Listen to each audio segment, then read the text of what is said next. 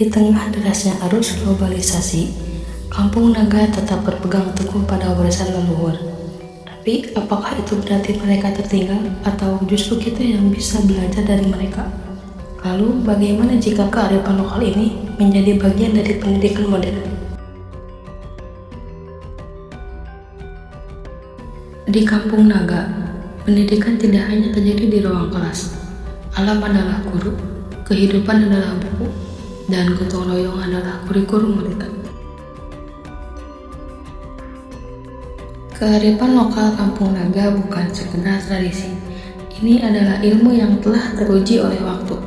Tapi, bagaimana kita bisa mengadaptasi ini ke dalam kurikulum modern?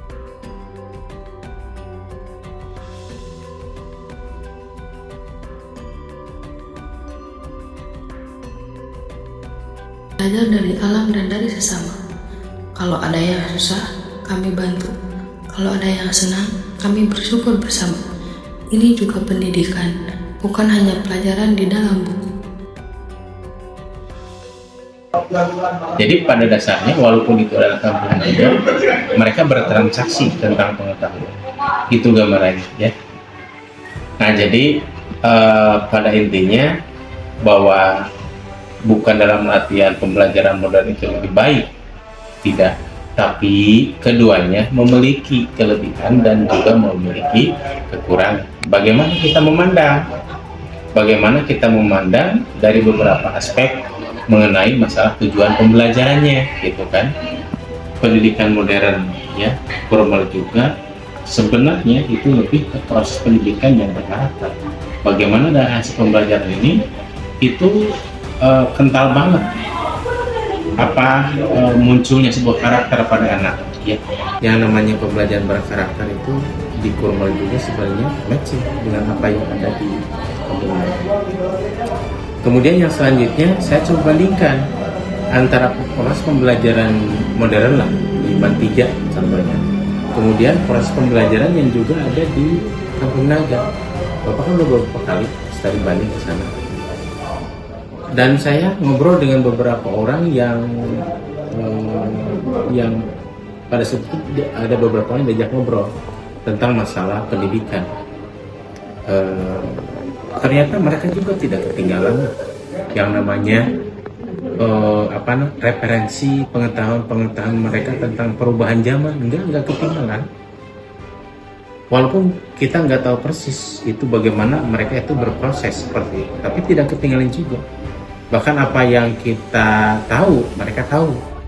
Walaupun misalkan ada sedikit misalkan keterbatasan, tidak boleh masuk listrik, tidak boleh masuk televisi, tidak boleh masuk HP. Tapi ternyata transaksi pengetahuan itu terjadi. Transaksi pengetahuan terjadi. Kalau transaksi perdagangan masuk memang. Jadi kesana ada yang menjual dan masyarakat Kampung Naga ada yang membeli keluar. Tapi yang terjadi transaksi bukan saja perdagangan, juga mereka bertransaksi pengetahuan. Pendidikan modern seringkali fokus pada angka dan teori. Tapi kalau kita lihat filosofi Kampung Naga, mereka mengajarkan sesuatu yang lebih penting, yaitu karakter, moral, dan kebijaksanaan hidup. Ini bisa kita terapkan dalam kurikulum berbasis proyek.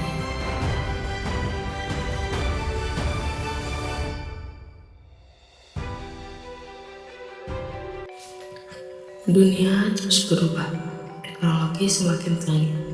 Tapi di antara semua itu, ada satu hal yang tak boleh hilang, yaitu jiwa manusia. Kearifan lokal bukan sekedar warisan, tapi fondasi pendidikan yang membentuk karakter dan kebijaksanaan. Kampung Naga adalah sebuah kampung adat yang terletak di Kabupaten Tasikmalaya, Jawa Barat. Masyarakatnya sangat menjaga tradisi leluhur, baik dalam arsitektur rumah, adat istiadat, hingga cara hidup sehari-hari. Mereka hidup selaras dengan alam dan menolak pengaruh modernisasi berlebihan, termasuk dalam penggunaan teknologi. Kampung Naga menjadi contoh penting bagaimana pendidikan bisa menghargai kearifan lokal, meskipun masyarakatnya masih mempertahankan tradisi. Mereka tetap membuka diri terhadap pendidikan formal bagi anak-anak mereka.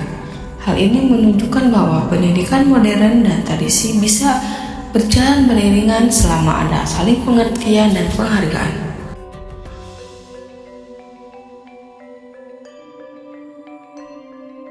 Jadi, bagaimana kita bisa menerapkan ini dalam kehidupan kita? Mulailah dari yang sederhana, yaitu berbagi, menghargai, dan menjaga keseimbangan dengan alam. Pendidikan bukan hanya soal mengisi kepala, tapi juga membentuk hati.